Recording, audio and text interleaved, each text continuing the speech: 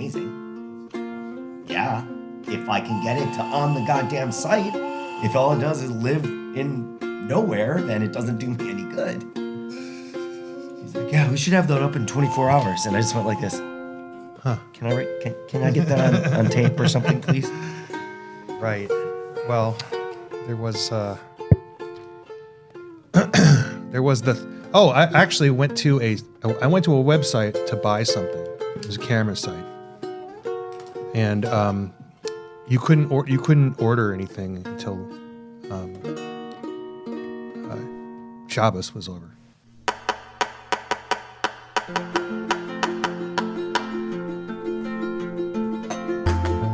Arizona is a wildly beautiful place, brimming with over 100 brewing companies.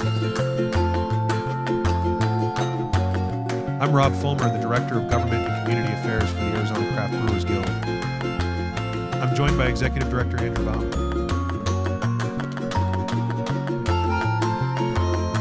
Together we cover the state, bringing you the best of what's happening at our breweries and beyond. Welcome to Arizona Beer Frontier. Oh. Huh. I couldn't That's even. interesting. Yeah, I said you could get here's the thing that's weird.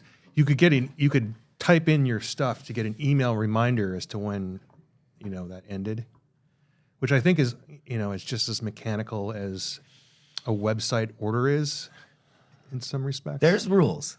I There's guess. rules. So I'm not familiar. So potentially they could hold that in a queue, but not send it until it was over, and then that. I think that's what a shopping rules. cart essentially is.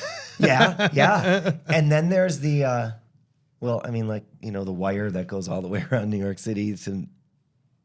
It's the thing about Orthodox Judaism to stay compliant with the rules. I get it. I never ran across it. I do know that my refrigerator, and I'm sure all new refrigerators, my refrigerator in Flagstaff has Sabbath mode. Yes. Sabbath mode. Just what does it do?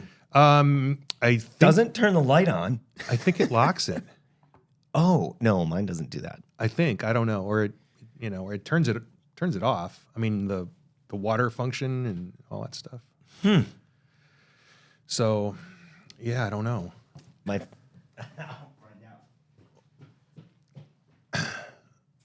What are you doing? Oh, so I got Wi-Fi on my refrigerator. Yeah. It wasn't intentional. Right. It's just what it had. Yeah. No, we have it too to send messages saying that it's time to clean your water filter. And yeah. I mean, I don't really need that, but here we are, and I have it. So let's see. Oh yeah, I haven't. It will tell me exactly what Sabbath mode does. Oh, it's dark over on your face. Oh, yeah, lights are nice. All right, let's click on my fridge and then say control and then say options. Oh, no, that didn't help. My washer dryer in Flagstaff also tells me when it's done and when I should probably check the lint trap. Yeah, I don't want any of that. In Sabbath mode, various functions, lighting and acoustic signals are deactivated to ensure those operating Sabbath are able to use the appliance on the Sabbath. Some lights may display the super freeze light at reduced brightness. So if you go grocery shopping, you load all your stuff in there, you can hit super freeze and then it lowers it more. Anyways, that's what Sabbath mode does. Turns off lights and sounds. Right. Okay. On mine. Yours might lock it, but that would be kind of extreme. I don't know. I just saw it. I briefly read it. I didn't activate it, so there was no point. But yeah, I saw it on a website. And if you recall, there was a time when online sales were tied to the hours of operation for the sale of liquor in Arizona, and websites were supposed to shut down orders. Ooh. I think we averted that with some sort of gubernatorial action. or it was in the early days, and like one guy complained or something. I remember when you couldn't buy booze until 10 a.m. on Sundays. Oh yeah, yeah. I That was remember way back. And you would get to watch a football game, and you'd have to sit there and drink orange juice for an hour or Right. whatever. Yeah. I guess it made Saturday super busy. Yeah. Yeah, that doesn't happen as much anymore because everyone's got it on their phone or packages. But like, I remember going there and like, people would go there for 3 games and like eke out maybe breakfast and lunch, but like just sit there and order water after water after water after eating. Like, Yeah. it must have been a terrible thing to work as a server. Yeah, for sure. I know I was talking to a friend the other day who needed ice, and he said, I think I'm just going to DoorDash some ice. I was like, oh. Yeah. There is a grocery store like 5 blocks away. Yeah. And there's a convenience store like 2. I don't, it's just not me. That's all. I was at guess. the Safeway, Fry's and Flagstaff, and there wasn't a single non-completely concrete solid avocado. They were all just like, so we had to Google ways to trick the fruit into, like, so we could eat it today. Is it not just a tomorrow. paper bag? No, well, that's And a banana? that's 36 hours. Oh. Microwaving for 30 seconds, face down, or oven baking them slightly. But all it does is change the consistency. It doesn't make it more flavorful. Right. It As just melts rightness. some of those fats. Yeah, probably. Yeah. Boy, oh boy. Wow. All What right. a world. We've learned so much today already, and we haven't even started. Hey, Rob. Andrew Bauman. How you doing today? Okay. Good. I was over the weekend or last week. I was really angry about Facebook. Yeah. Deleting your post that Right. was non-controversial in any way. I'm going to paraphrase because it was from the heart. I shared the Guild's link about Arizona Strong and how to buy tickets, and I simply said,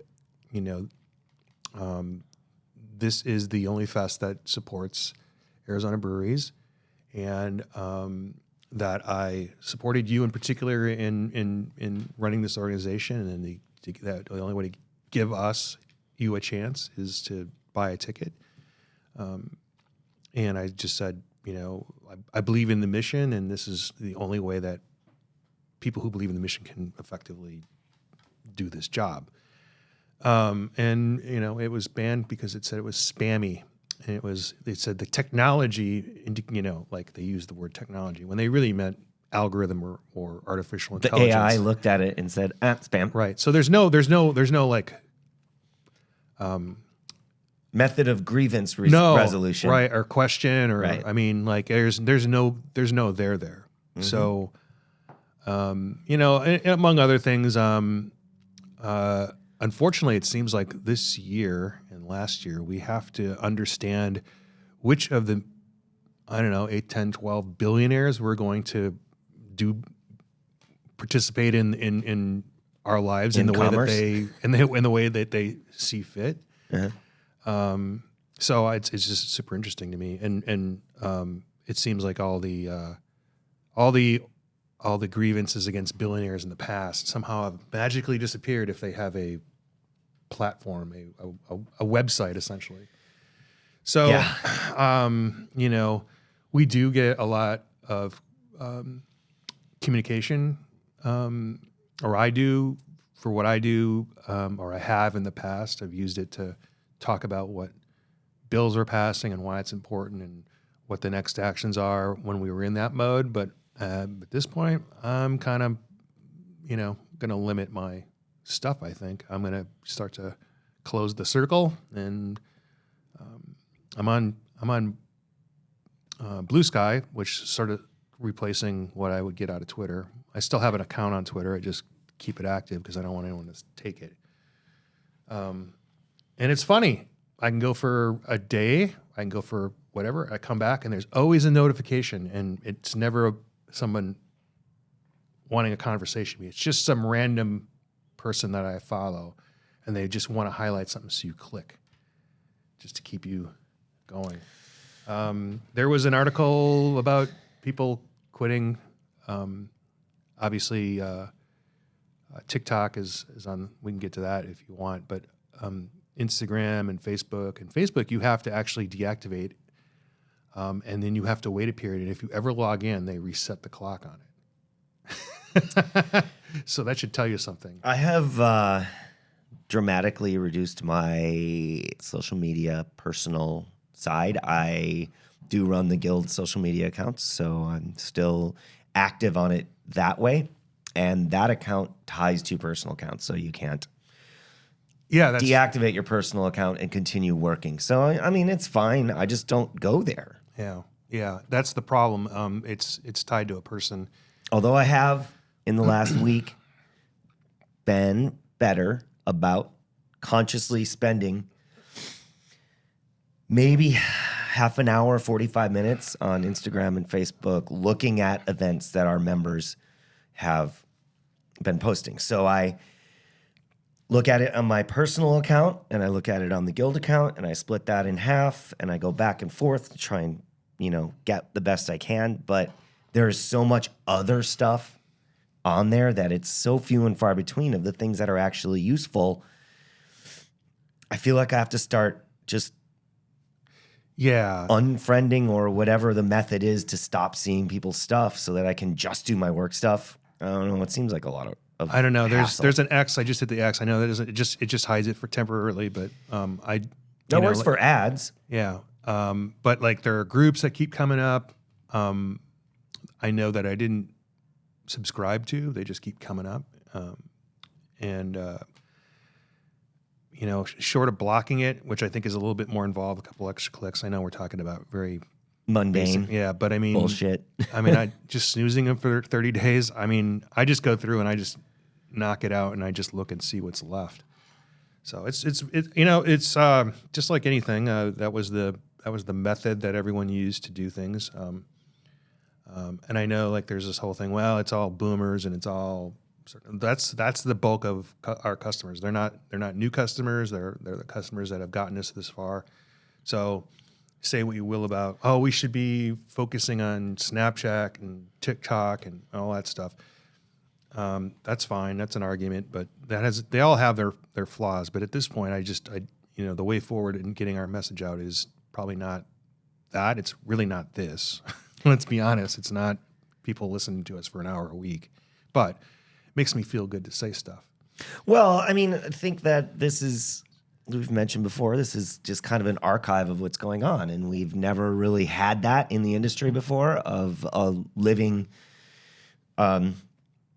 collection of things that are happening. So this is kind of our attempt to help bring that to life. And but it's also therapy. It is, therapeutic. It's true. So that was on my mind. The TikTok thing. It's funny that I talked to somebody and they had squarely missed an entire period where 4 years ago that president wanted it banned.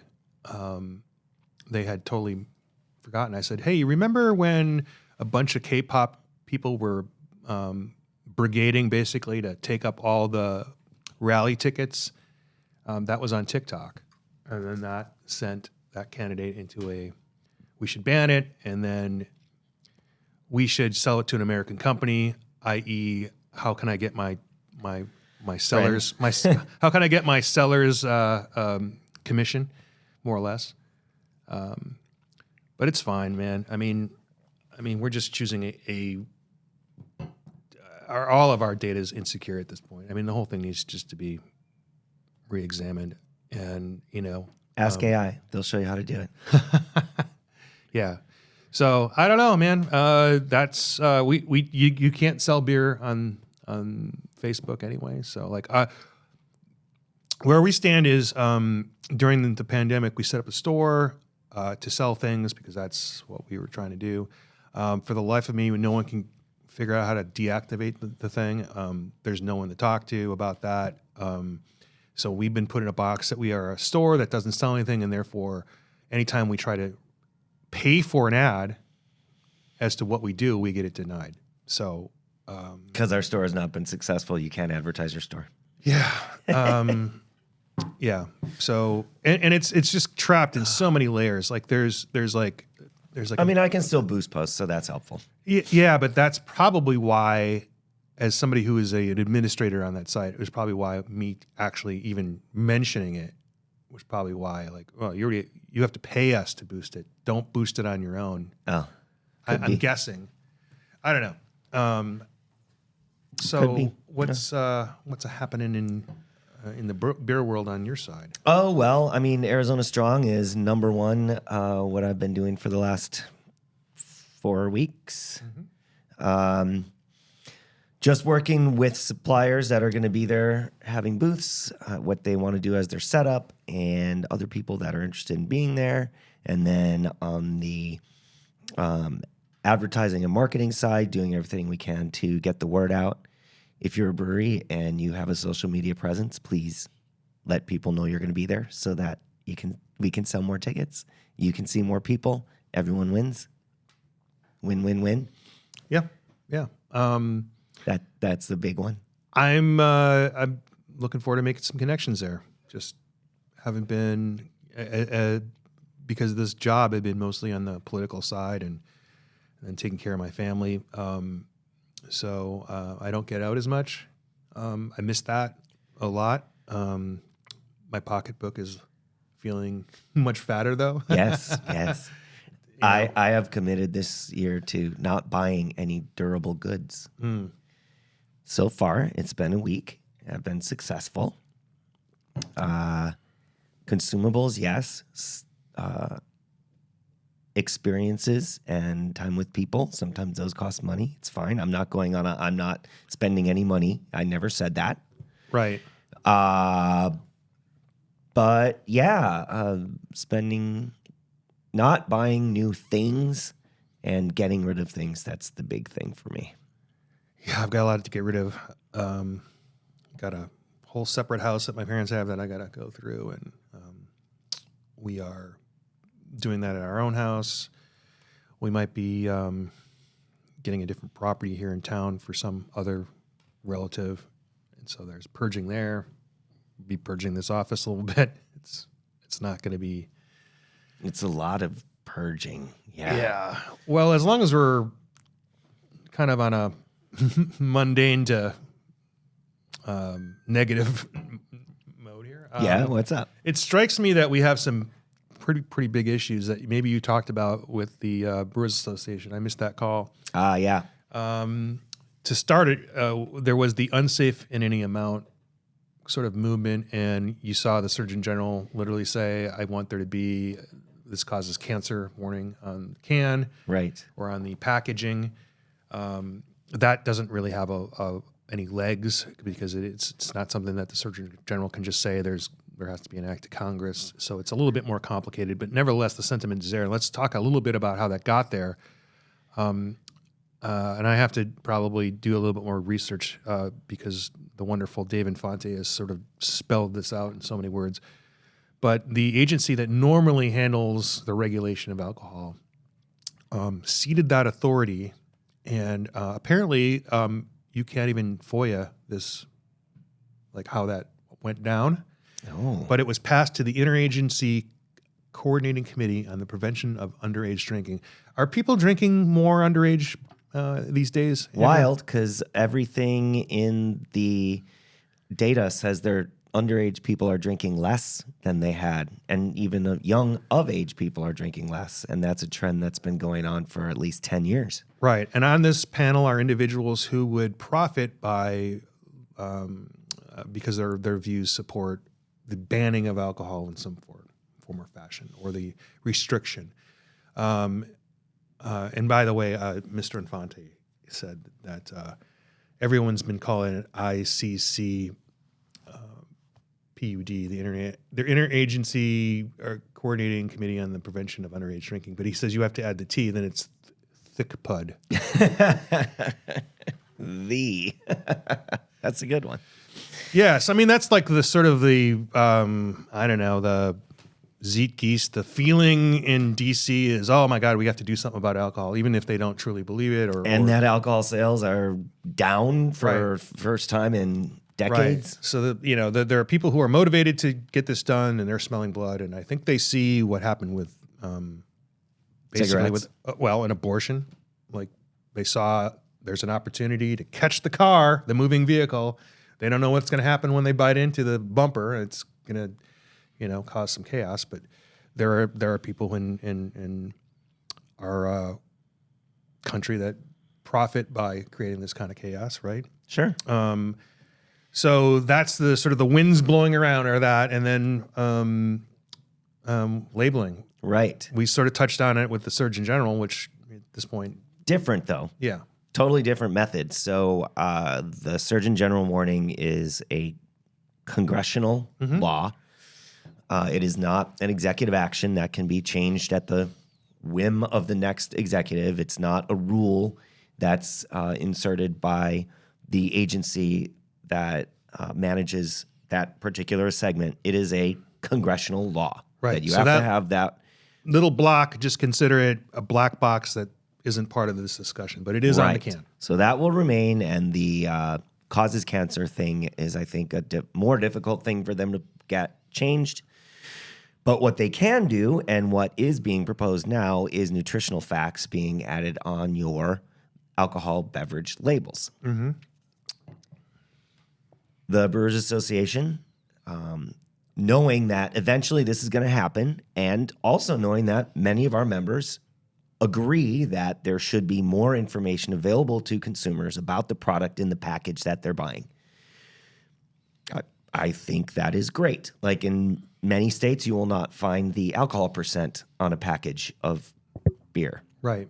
because it is specifically forbidden. Because they felt at the time, or they used it as a way to, they thought that if you advertised that, people would be incentivized to drink even more. Higher alcohol Yeah. beverages. So they said you cannot put it on there. Right. Then there are states that require it. And then there are states that don't say anything about it at all. So one of the things they want to do is make it mandatory that alcohol percent be listed on the label so people can make an informed choice. I think most of our members agree with that. I Right. don't see anyone saying, no, we want people to not know how much ABV this is. Right, man. I want them to accidentally consume something they don't want for religious reasons, or for health reasons, or for I'm being safe. yeah. Okay, I accidentally just drank a 8%, two 8% IPAs. I didn't even know they were 8%. I thought they were 6. Yeah. That's a difference. Right. I accidentally drank something with tree nuts. Well, allergy labeling is a whole different thing. That's another thing that they want to put the Big 12. Is that what it is? Big 12, Big 9? 9, 12. Yeah. Like that. So you have to mention if there's dairy, if there's tree nuts, if there's peanuts, all other things. Right. So those will probably be mandated to be on the label. But the interesting one is the fat Yes. content and calories and other items. Protein. But it would be similar to a label.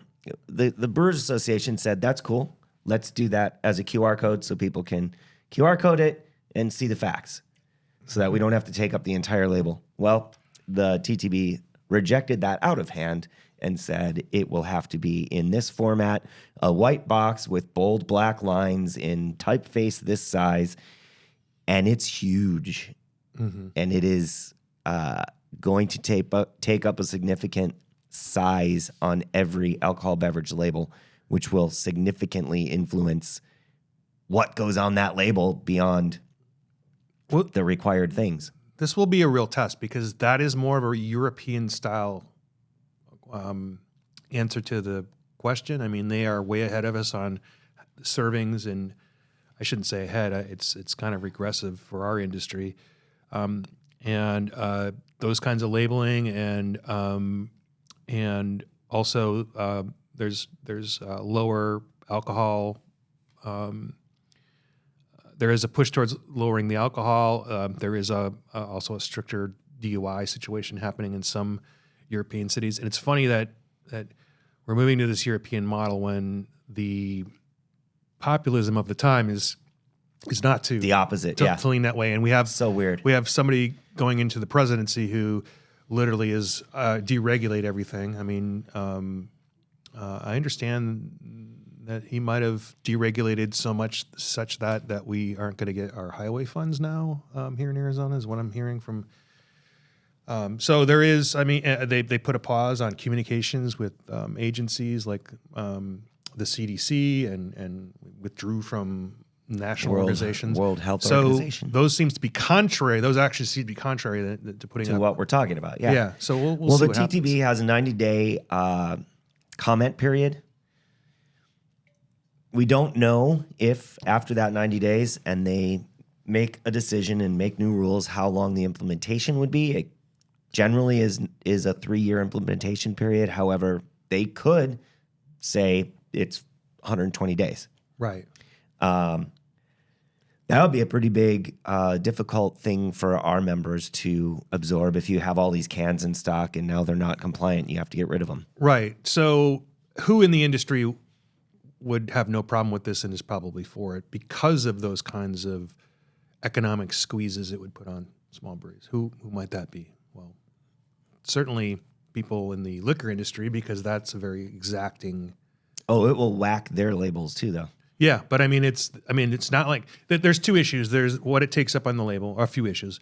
There's the ability to already do this because they have the infrastructure and or in foreign markets and they're already getting the very specific numbers. They're available on every batch because of their Size. and because of their their size and their place in the supply chain, they need to quickly understand where a pallet of something is, and if that's not as much of a concern for a local brewery to pull that product back. But very very large multinationals are like, it's no big Sounds to great, us, yeah. and so it's a question of how specific. What are their tolerances in those numbers? Right. Do we have to send every batch to a lab and have it evaluated and then print new cans for every batch? Because there is variance between batches on some of these things. Or can we use a mathematical formula, Right. putting in our COAs from our grain and figuring out exactly how much fat is in beer? There is a small amount, but I don't know if it's even registerable on that label generally, unless you put peanut butter in it. Yeah. But even then, So anyways, those are some additional headwinds for our industry. True fact. yeah, and we still don't know what the impact of tariffs are, but the immediate things that come to mind are on the input side are continental grains and continental hops. So European style malts, which are already pretty expensive, but they're used for a reason.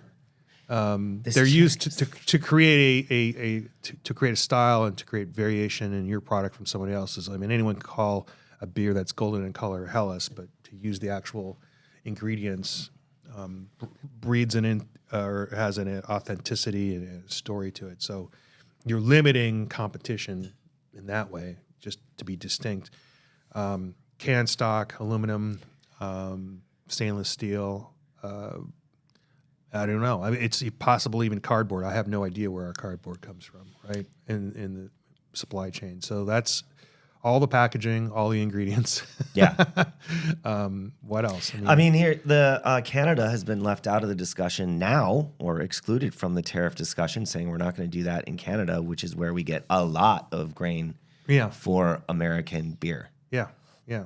A lot of it's grown in America, then taken to Canada to be malted, and then sent back. Yeah. Well, I don't know why, but yeah. And again, who might be able to navigate these tariffs? Very large companies. very large multinational organizations. In fact, that's what they did during the. They shifted production, international production, to get around some of those, or in the case of some wines, they were able to change the ABV to get around some of them because they were specific to how much alcohol you had. That's something that not everyone can sort of shift on a dime on. If you're in the wine space, 2 weeks ago, a big change came to packaging requirements. On beer, there's not really a requirement that you have this size package. In wine and spirits, there is. Like, Yeah. you cannot have just a random size bottle. It has to be compliant with the rules. And there was a big change on that. There's also some rules about how much carbonation can be in your wine and cider.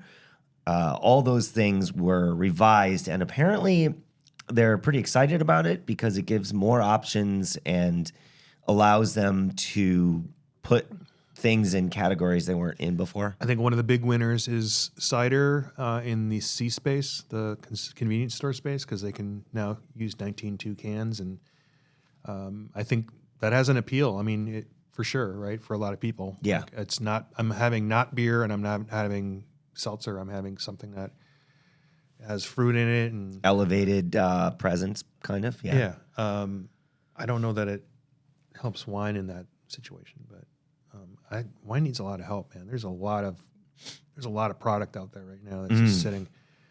And to some degree, spirits. I mean, there's literally lakes full of tequila apparently sitting, and it's not going to be helped by the pandemic, or the pandemic wasn't helped by the pandemic either. The tariffs potentially, or even the threat of tariffs. I think the threat of tariffs has really kind of made our economy kind of herky-jerky. There's already people that priced it in, and now they're seeing, even if they don't happen, they price them in, and they're going to try to see if people will accept the price change. They'll just go, whatever, right? And we'll see. Like, we'll see if all the hard-nosed thinking on gasoline and eggs was, if people would just forget about that too. Hey, why don't you tell us what's going on with Arizona legislature, since they just went back in session last Monday? Yeah. I was hearing last year that there would be in that year there would be less election bills, and I was hearing this year there'd be less election bills. I just looked one of the committees, all 9 slots are election bills.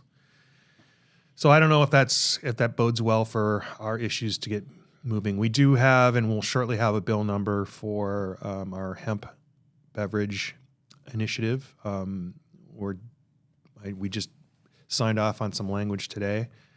And like everything, there are a lot of moving parts in this, and there are more players in it than when we started. So there's a lot of compromise here. The important thing is, to me, is we get this in the market as a product, and we understand what we need to do to tweak it. You could make this thing die the death of 1,000 paper cuts if you held fast on every single moving part on it.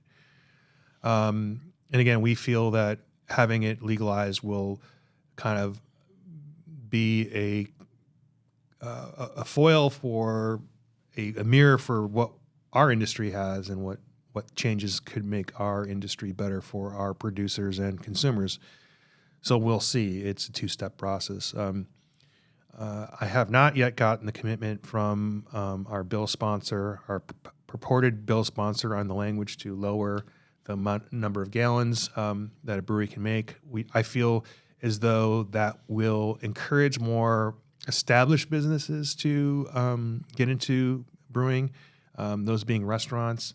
And if you recall, it was 5,000 gallons, but prior to that, and during the 90s, when everyone was excited originally about microbrewing, is what they called it then, you had to go through 10,000 gallons, which, some of these places were very small, high-end restaurants that wanted to make beer to presumably, obviously, to serve with their food, and sort of that would have been an opportunity to position beer in the same frame as wine in terms of capturing, the culinary culture, right? Do you know why wine and food are so tightly paired? Tell me. It's essentially because the main cooking schools are French-based cooking. Obviously, you can have Chinese-based cooking schools. You can have, all kinds of different cuisines that are featured, but the most successful is French, and it's French wine. So Right. Makes sense. So that's where everyone is educated. That's where that all that discourse happens, and so beer's not a part of that. But it had an opportunity here. I don't think anyone had the vision to understand that there's no possible way that you're going to be able to sell that through your individual location. And to have Sell it, 10,000? Yeah. to have it pushed out in the market, presumably as a self-distributed product, because and I can now understand maybe why the distributors were signing everybody up that popped up, because it would, for them, it would be very disruptive for a bunch of people. I mean, sending your waiters out to deliver kegs. Yeah. You know, I can understand why that might have been a tumultuous time for them, but like that time, that's not. That's not how it fleshed out. It's not how it's all that paranoia didn't pan out, and Right. it's not changing now. right. So I think a lot of restaurants, a lot of bars, especially in rural Arizona, might choose to get into it. The equipment cost is going to be considerably lower at that scale. It doesn't have to be a revenue leader. It has to, in the same way we feel that adding food to a brewery's tap room makes it sticky and makes people stick around longer. Having beer that a chef that you know or a restaurant built, I mean, I think that's the appeal. Well, yeah, and it's culture for building their brand. Not that people are going to be like, oh, you got to go over there to have beer, but Right. to say, well, look at this. We're doing something different. We're doing something fun. Right. It will encourage breweries that are kind of on the bubble in terms of the limited as it is now, to not push things out for sale, because they have to Meet that minimum. You could barrel age things. You could make beers for blending. You can do those kinds of things.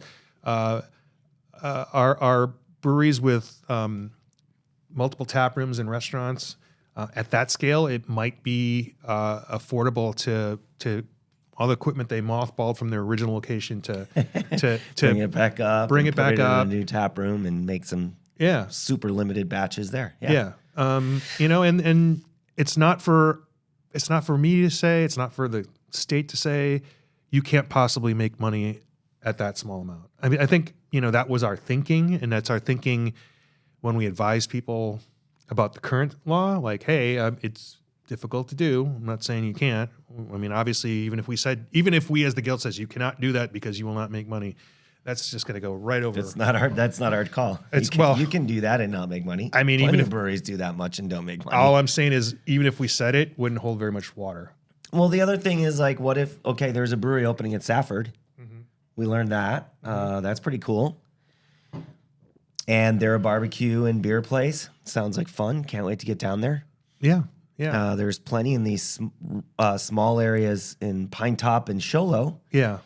Are they going to make the minimum? I would be surprised if they did 5,000 gallons, but you know, it's doable.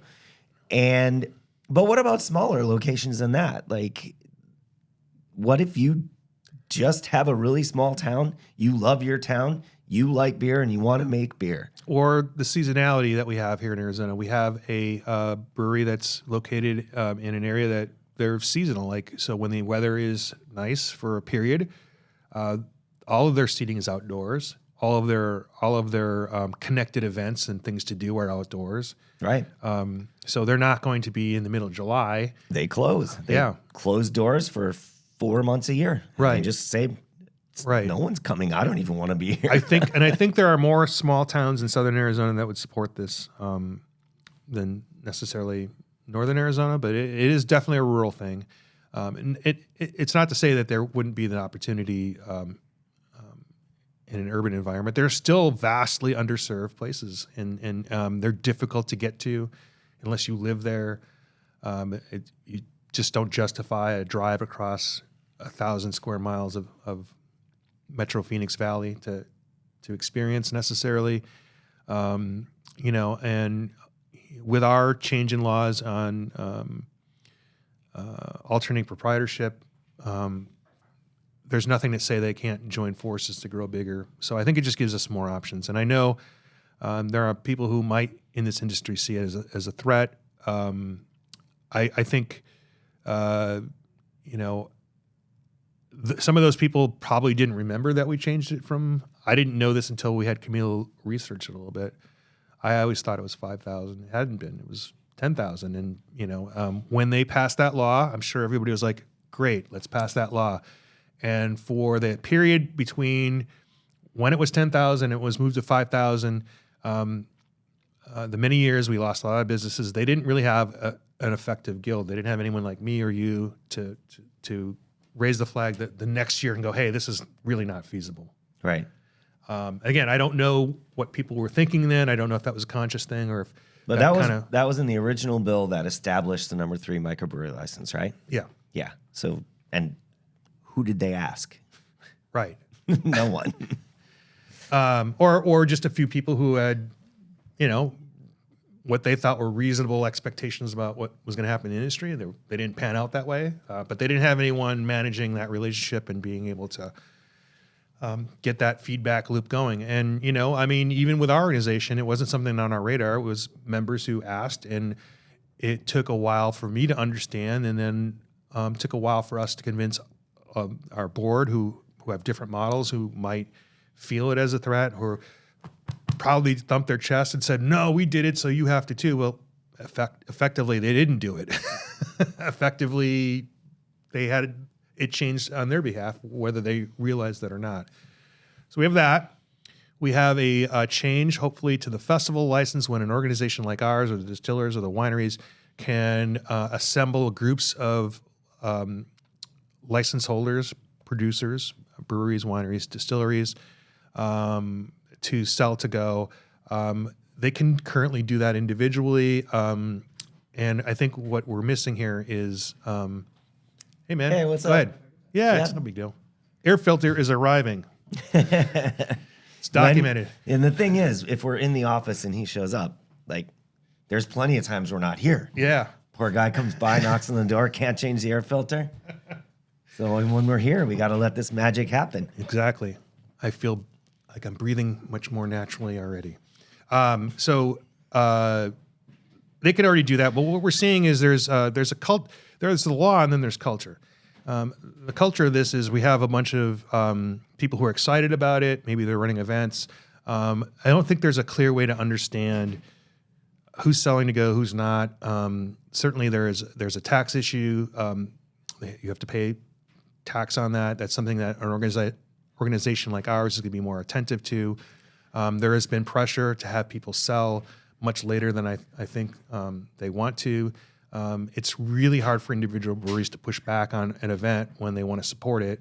And so we've gone through a couple of years. We had our first foray into using it in Wickenburg, and we started to see the problems. And I think there needs to be an avenue for people who have more skin in the game. There was the argument, "Hey, you guys don't have a license, you don't have the skin in the game." Like, well, no, we can be sanctioned just like any other entity, fined, banned, arrested, criminally prosecuted if we don't properly execute on the festival as we do it. The laws apply to everyone, not just license holders.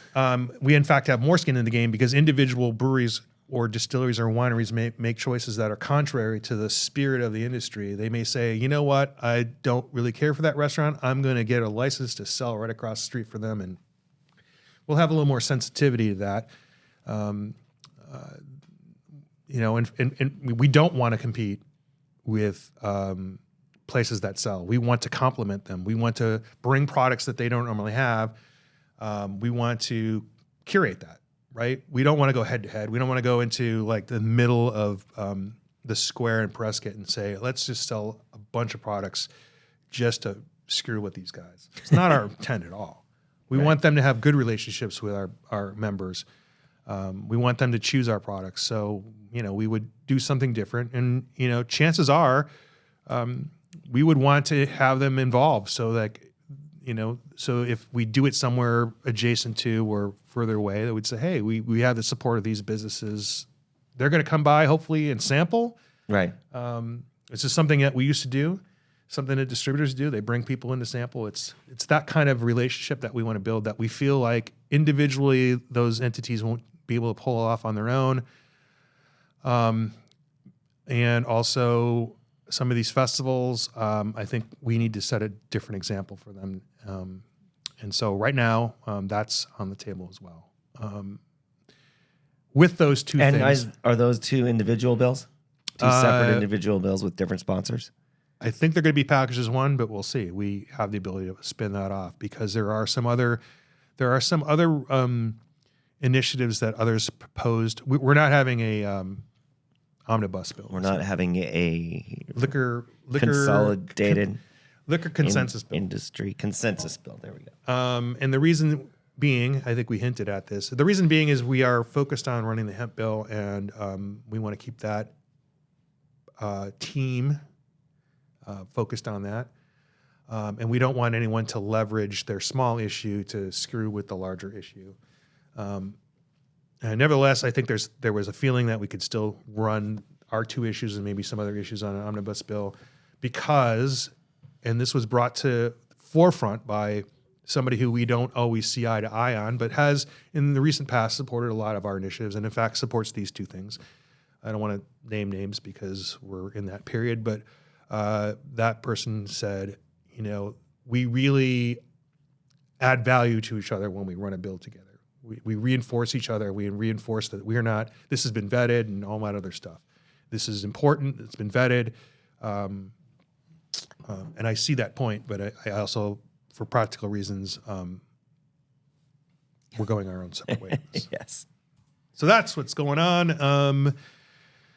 Hey, let's take a break. Okay. Okay. We'll be right back.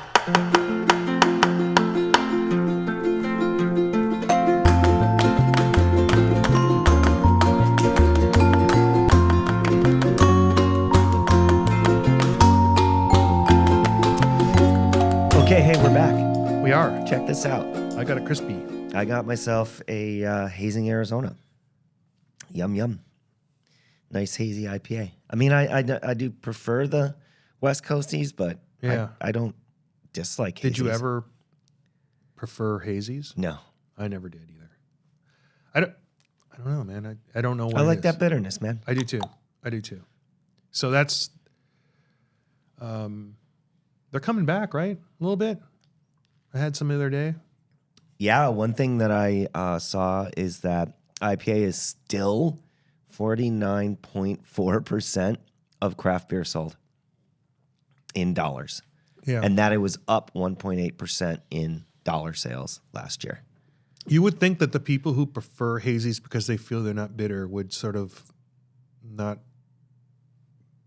at some point, would just be like, I don't know what I was thinking. Yeah, maybe I want some. Maybe I don't want to drink this. I don't know. Maybe I want something to clear all this stuff going on in this beer in my mouth. I want it to end so I have another opportunity. I don't know. That's what choice is about. Yeah. Okay. People's palates change, their preferences change. So if you can meet those preferences where those people are at, good job. I use this analogy a lot. There's something in robotics called the Uncanny Valley. You're familiar with this? No. It's for robotics. If you make the robot look too human but not quite human, it's creepy and scary and weird. So that's why you have very cute robots, very, beep boop bop boop, Animal shaped, right? box or not humanoid shaped at all. Yeah. I mean, yeah. The closer you approximate, and then once you reach that threshold, then I guess I don't know what happens. But I'll tell you next year. So I feel like there's an uncanny valley for a lot of things, and sometimes I'll have a beer. I'm like, it's a little sweeter than I want, and the only way to fix it is to eat it with a bowl of ice cream or drink it with a bowl of ice cream. Right? Classic a pastry stout. I would drink any pastry stout, no matter how cloying, if I had a dessert with it. Right. Because it pushes it over the edge, and by contrast and together they become different. Right. Mm-hmm. So that's what I feel about hazies. It's just, they're not quite an IPA. They're just kind of in this, they're kind of like, But if I was eating it with an orange. Maybe, yeah. or if I was drinking it with an actual IPA. Mm-hmm.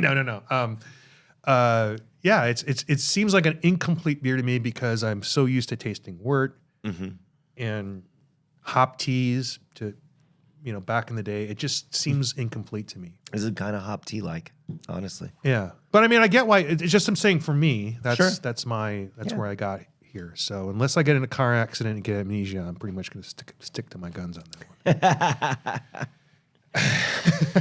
one. So we know that IPAs are a big trend. This is supposed to be the year of the lager, right? Or last year was, or the year before? Which year was it?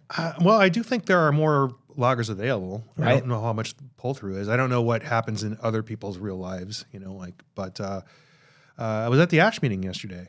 And speaking of using other beers to clear your palate or whatever, there was a lot of Belgians being passed around, which I encourage, by the way. I mean, I know we're supposed to be promoting Arizona beer, but like, if there are going to be these tariffs on those products, get them now, get an understanding of them, and we can encourage our breweries to replicate those styles. I don't want them to be completely out of reach.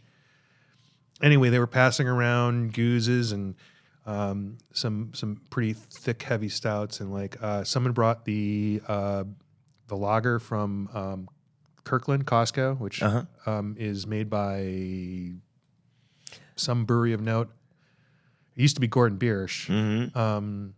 Deschutes. Deschutes? Yeah, it's pretty good, as one would expect. So that was being passed around and lauded as That's cool. a very good Helles. Great. Approachable. On the warm shelf. Right. Right. So that's what I feel about some of these hazes. They just don't, like, you're almost there. Yeah. Yeah. But my wife loves them. She loves IPAs too, but I think she prefers hazies. So Bonnie Bauman is more into lagers now. hop water? No. What? Waters? Lagers. Oh, I think you said waters. No. No. I spent a little over an hour yesterday with our website guy. Yeah. We had some progress on putting the features that we're looking for, moved some menu items around to make it a little more visually uncluttered. Yeah. And it was a great meeting. Very excited about that moving forward. Got some information. He did a demo video for me that I have to take a look at today to activate some more features. So, Okay. steps forward. It's great. All right. I'll see if I can look at your notes and screw around a little bit. Cool. I am excited about it. I don't know what the whole rigmarole about how long it took, because I was at the ASH meeting and they were going to their website. I'm like, I could see where they might want to move to that, because I think the administration out of it would be off the plate of a couple people there that I think are very proud of what they built, but I think it's very time consuming for them. So 10-4. But we'll see. By the way, I got some clarity on where they're at with that club, some of which I'll share offline. But they're going to move forward with the air conditioner. That's amazing. On the one side. Wonderful. So, yeah. And they got their original asking price was reduced for the unit was reduced by $5,000. So made it eminently budgetable. Great. So that's exciting for them. They went over their financials. They went over their projected year. They want to create a loyalty program. John Rudolph is now a lifetime member. We nominated him. Oh, that's wonderful. Back at the Oktoberfest. Where you were there. Yeah. And we voted, and he there was a question like, because you can't be on the board and be a lifetime. Oh. Or you can't get that. I don't know that you're not banned from going back to the board. They just don't want a current board member to be put on immediately. So it was unclear. Like, oh yes, he's not running. He left, so we couldn't even tell him. And then he wasn't at the Christmas party where they normally tell him, and then he was there. So that was a happy moment. Cool. John Rudolph, guy's got his feet in a lot of different things. Yeah, busy fella. He's a what? I don't know what he does. He does Project manager. right. And he Maybe. works on automation. in conjunction with Intel All over the world. all over the world. And just on his side, he helps people like Doc at Pedal House to work on their automation, their solenoids and their temperature controls and all that stuff. Helped a number of people out as well. So Absolutely, yeah. Let's see. We have the Celebration beer from Santan coming out soon. Super Monk. It's called the Celebration beer. I'm not sure exactly what it is. Super Monk was what they brewed. I don't know if they're naming it that. I'm not sure exactly what Super Monk is. It's a Belgian IPA. It was. I don't know if that's the current iteration or not. I'm just going to get some more info, but that will be coming soon to a tap room and brewery near you during Beer Week. Right on. And purchase of those kegs will also help the guild. Retailers who buy them at the discounted rate are encouraged to donate X dollars, whether it's per pint or per keg or whatever, to share that reduced pricing as an incentive to donate money to the guild, which is awesome. Got it. Well, as soon as we get that information, I'm excited to try that beer and to tell the story of why that's important. We're facing a do or die moment here with Beer Week and Strong Beer. We're kind of trying to get across the finish line from 2024. Strong Beer sets us up gives us an understanding of what we can accomplish in 2025. Typically, Typically, it's covered the whole bankroll, the whole nut. But there's always this period where we're left in the dark, whether people will come through. I mean, like if you like what we do as an organization, if you want someone there to support breweries when they can't take time out of their day and completely learn how to lobby and connect with their legislators and get something going, we have all the tools to do that.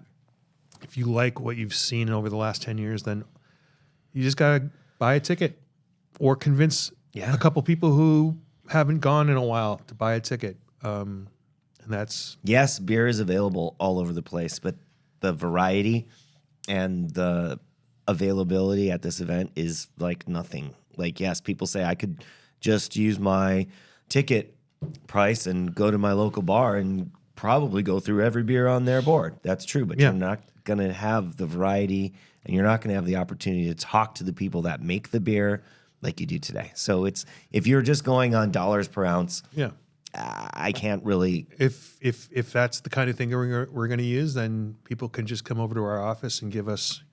I won't even say 70. Give us $50. Yeah, I will give you and we will use that money for the same. Yeah, we'll use that money for the same mission that we use. Sure. So yeah, I mean, your dollars would be more effective if they came directly to the organization. But I can't tell you of another fundraising opportunity where you participate in funding and supporting the organization, and you get a bunch of beer and a wide variety of beer and see things and a fun day, people, and have experiences that you're got not wrestling back. Else. Crescent Crown and their suppliers are bringing a pickleball court. Oh, nice. 2, I think. It's 52 by 52 is the size, so I think that's 2 next to each other where you can go and do pickleball.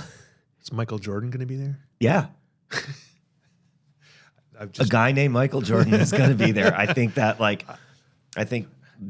statistics say in a group of 5,000 to 7,000 people, you're going to find someone named Michael Jordan. I actually knew Michael Jordan, and she was a female. Oh, cool.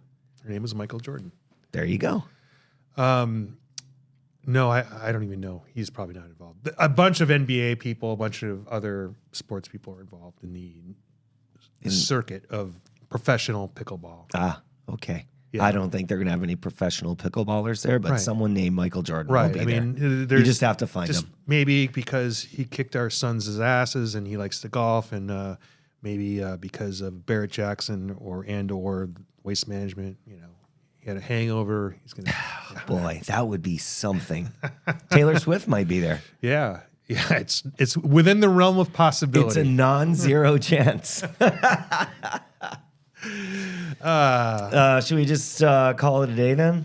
Yeah, unless there's let's see, today we have anything coming up. I know Brouhaha is in Flagstaff this weekend.